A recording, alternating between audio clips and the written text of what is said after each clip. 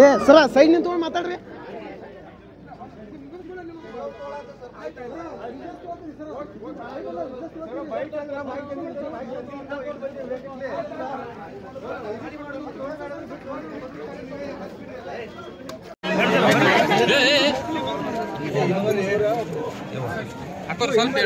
ಈ ಕಡೆ ನಡ್ಬರ್ಕ್ ಬಾ.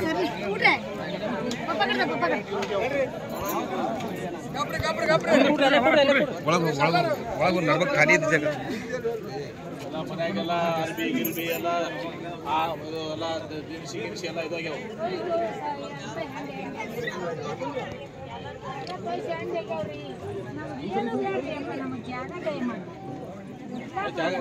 ಜಾಗ ಮಾಡ್ಕೊಂಡು ಹೋಗ್ತೀರಾ ಪಕ್ಕ?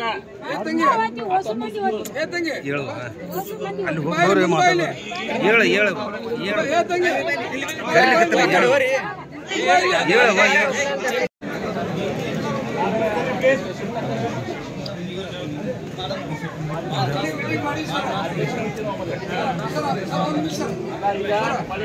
ಪ್ರವಾಹ ಬಂದಾಗ ಹೋಗ್ತೀವಿ. ಪ್ರವಾಹ ಕಡಿಮೆ ಅಂತ ನಾವು ಅವು ಶಿಫ್ಟಿಂಗ್ ವಿಲೇಜ್ ಮಾಡ್ತೀವಿ.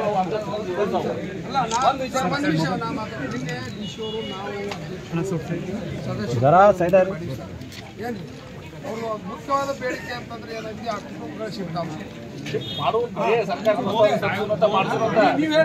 ಸರ್ಕಾರಿ ಜಾಗನೂ ಇಲ್ಲ ಇಲ್ಲಿ. ಇನ್ನೊಂದು ವಿಚಾರ ಏನ್ ಮಾಡಿ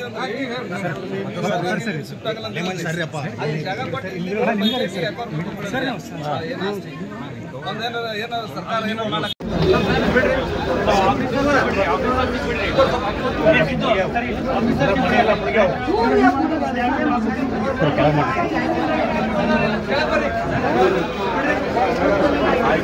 ಈಗ ಪ್ರಥಮ ಆದ್ಯತೆ ಏನಂದ್ರೆ ಈಗ ಎಲ್ಲರನ್ನೂ ಜನರನ್ನ ರಕ್ಷಣೆ ಮಾಡುವುದು. ಜನರನ್ನ ನಿಮ್ಮನ್ನೆಲ್ಲ ರಕ್ಷಣೆ ಮಾಡಿ ಈಗ ಆಮ್ಯಾಗ ನಿಮ್ಮ ಶಿವಮೊಗ್ಗ ಜನರಿಗೆ ಬೇಡಿಕೆ ಐತಂದ್ರೆ ಊರು ಶಿಫ್ಟ್ ಆಗಬೇಕು ಅಂತ ಐತಿ. ಹೌದಾ? ಇದು ಈ ಕುಟುಂಬಗಳ ಶಿಫ್ಟ್ ಆಗಬೇಕು. 90 ಮನೆ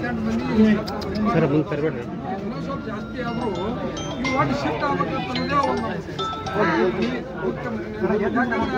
ಪ್ರತಿ 5 ವರ್ಷಕ್ಕೊಮ್ಮೆ ಈ ನೆರೆಹಾವಳಿ ಶಿಫ್ಟ್ ಆಗುತ್ತೆ. ಪ್ರತಿ 5 ವರ್ಷಕ್ಕೊಮ್ಮೆ ಈ ಅಲ್ಲಪ್ಪ, ಈಗ ಏನ್ ಮಾಡ್ತೀನಿ, ಭಾಳ ಕಡೆ ಕೇಳಿ ಹೇಳ್ತೀನಿ. ಈಗ ನಿಮ್ಮದು ಭಾಳ ನ್ಯಾಯಯುತವಾದಂತ ನಿಮ್ದು ಬೇಡಿಕೆ ಐತಿ. ಆ 99 ಮನೆ ಏನದಾವು, ಅದು 100 ಮನೆ ಅದಾವ ತಿಳ್ಕೊ.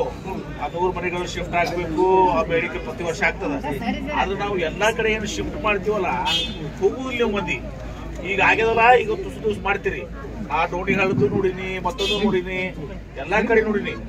ಎಲ್ಲಿನೂ ಕೂಡ ಈಗ ಆದಾಗ ಹೂ ಅಂತೀರಿ. ಮುಂದೆ ನೀವು ಶಿಫ್ಟ್ ಆಗೋದಿಲ್ವಾ? ಕೇಳಲ್ಲ. ಮುಂದೆ ಕಡಿಮೆ ಆದ್ಮ್ಯಾಗ ಮತ್ತೆ ನೀವು ಕೊಂಪಿಯಾಗಿ ಉಳಿತಾವು ಮಾಡ್ತೀರಲ್ಲ.